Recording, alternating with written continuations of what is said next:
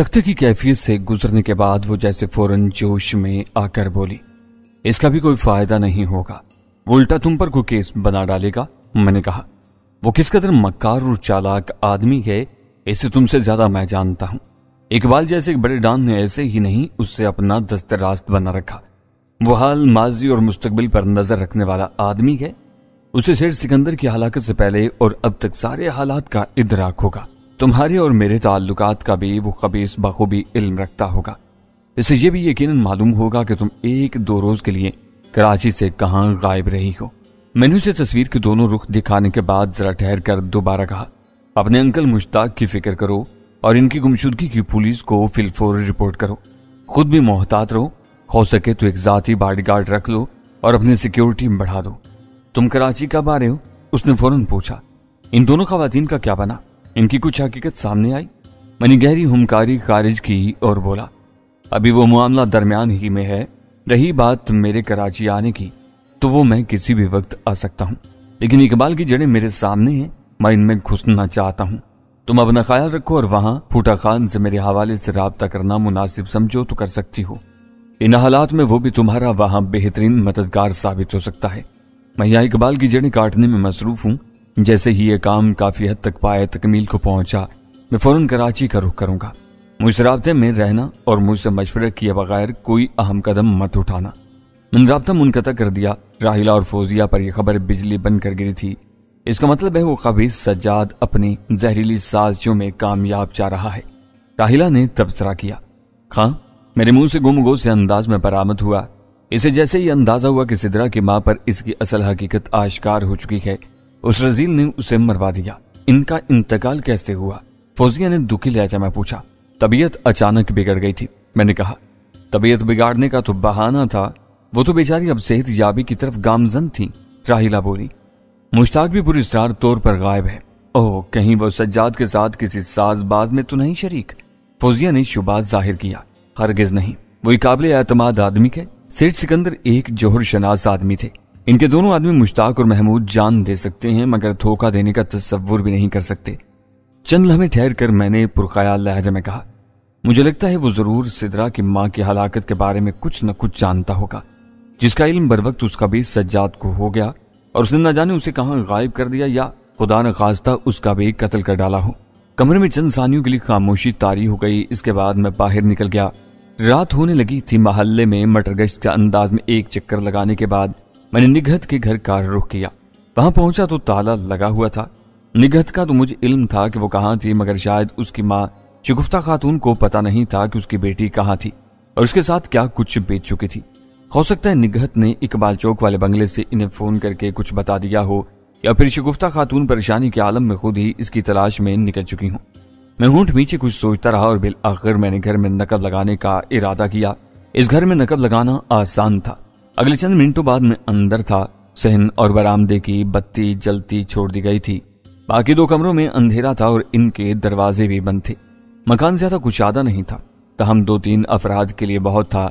बड़े से सहन में ही बावर्ची खाना और एक जानिब गुसल खाना था। बरामदे में चंद कुर्सियां और एक छोटी मेज रखी थी। इस पर कुछ मामूल के बर्तन पड़े थे। मैं दबे पांव एक कमरे की जानिब बढ़ा, दरवाजा खोला और अंदर दाखिल हो गया। अंधेरे में स्विच बोर्ड टटोल कर लाइट ऑन कर दी।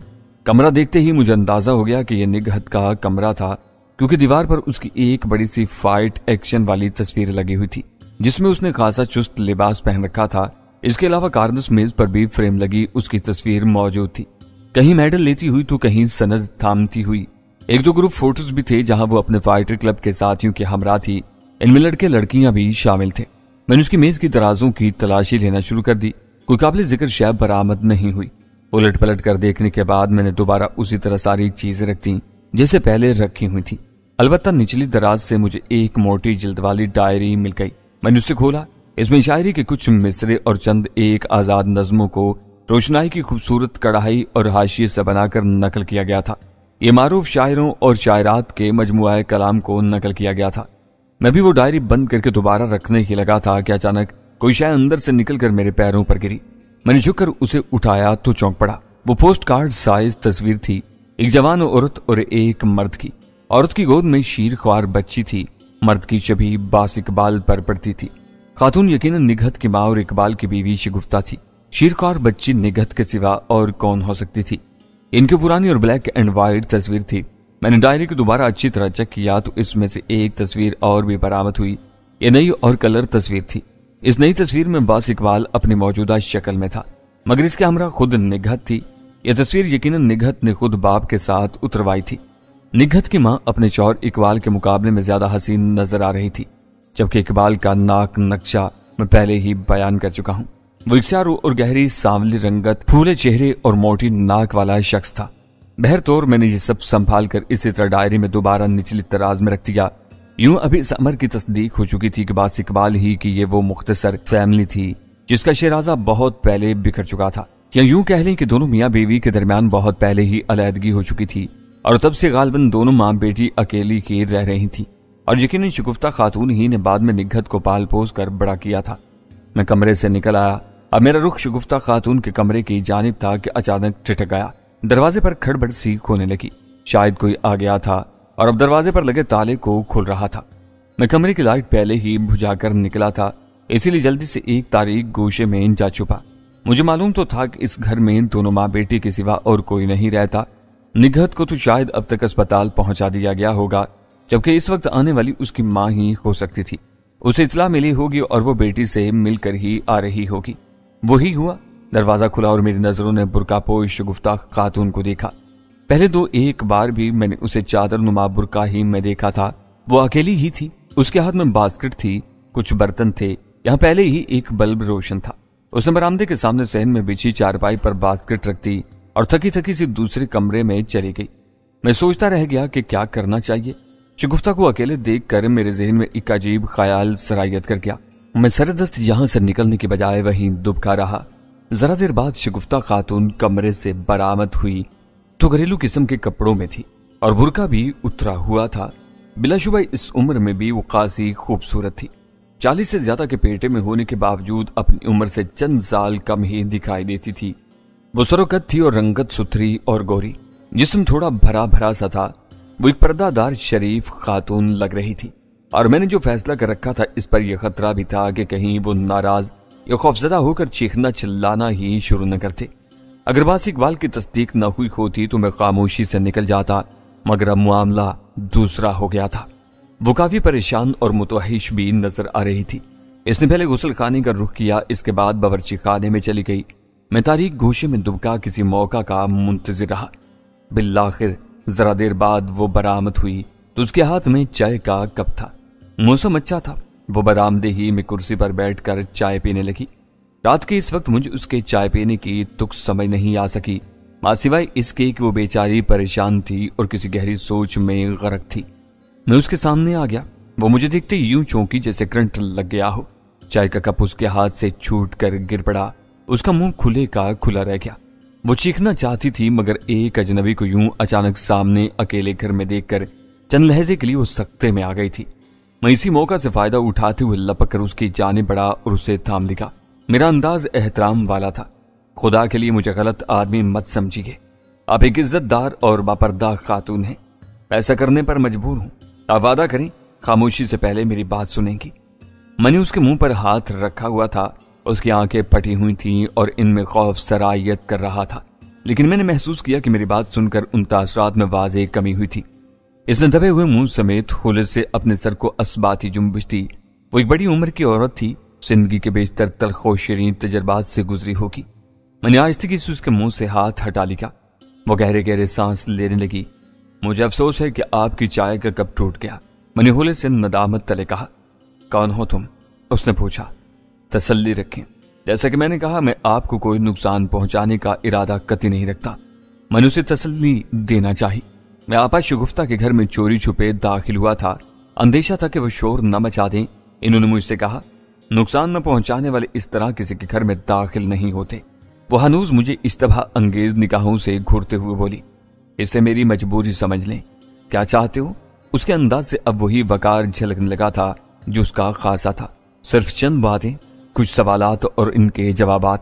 سامنے کرسی پر بیٹھ جاؤ۔ اس نے اپنے سامنے والی کرسی کی جانب اشارہ کیا۔ لیکن میں تمہیں زیادہ دیر یہاں برداشت نہیں کر سکتی۔ میں بھی زیادہ دیر یہاں رکنا نہیں چاہتا۔ اپنے بارے میں بتاؤ پہلے، कौन हो तुम और कहाँ रहते हो?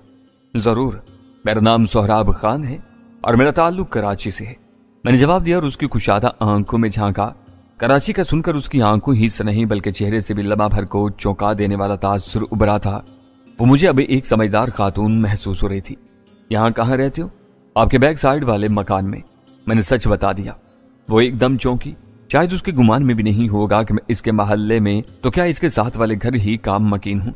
तहम मैंने महसूस किया था कि मेरे दुरुस्त जवाबात पर कुछ पुरएतमाद सी नजर आने लगी थी। मैंने तहिया कर रखा था कि जब तक तस्दीक न कर लूं आप माँ बेटी के रास्ते में नहीं आऊंगा। मेरा मतलब है कि आप दोनों को बिला वजह परेशान नहीं करूंगा। पहले यह बताएं कि क्या आपको अपनी बेटी निघत के बारे में इत्तला मिल चुकी है? मेरे सवाल पर वो चौंकी। एक बार फिर वो शक की अमेज निगाहों से मेरी तरफ देखने लगी और इसी लहजे में मुस्तफसर हुई। कैसी इत्तला? यही कि वो जख्मी है, मैंने कहा। हाँ, लेकिन अब तुम खुलकर बात करो और यहाँ से चले जाओ। मैं चंद लहजे के लिए रुका। बात तवील थी, इसलिए मुझे पहले लफ्जों का चुनाव और तरतीब देने में कुछ वक्त लगा और फिर धीरे धीरे उसे सब बता डाला। फिजा जैसे एकदम ही थम गई थी, यूं जैसे रेंगती हुई अनदेखी घड़ियों को मौत आ गई हो। शगुफ्ता खातून ने बड़े सब्र सुकून और गौर से मेरी सारी कहानी सुनी थी।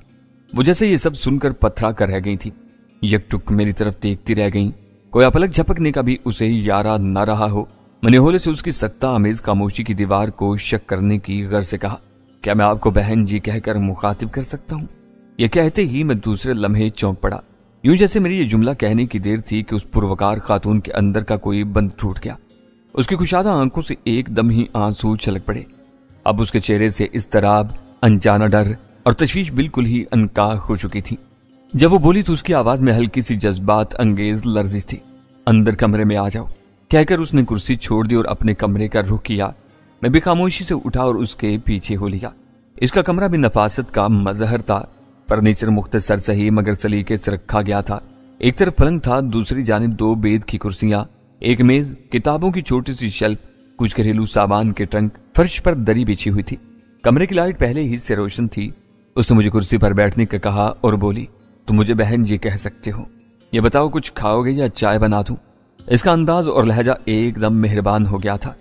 मैंने दिल ही दिल में खुदा का शुक्र अदा किया कि उसके दिलो दिमाग में मेरा एतबार ही नहीं बैठा था बल्कि एक अनजाना रिश्ता भी कायम होने लगा था। यही नहीं, वो अब आइंदा के लिए भी मुझसे ताउन और बातचीत का ताल्लुक कायम रखने के लिए आमादा नजर आ रही थी। आपका शुक्रिया बहन जी, मैंने मोहब्बत से कहा। मैंने आपका चाय का कप तोड़ डाला था, इसी की तलब है, अगर जहमत ना हो तो। जब बहन कहा है तो फिर कोई तकल्लुफ मत करो, मैं अभी आती हूँ। वो ये कहकर चली गई। मैं बैठा रहा। थोड़ी देर बाद वो सादा सी ट्रे में 2 कप चाय लेकर आ गई।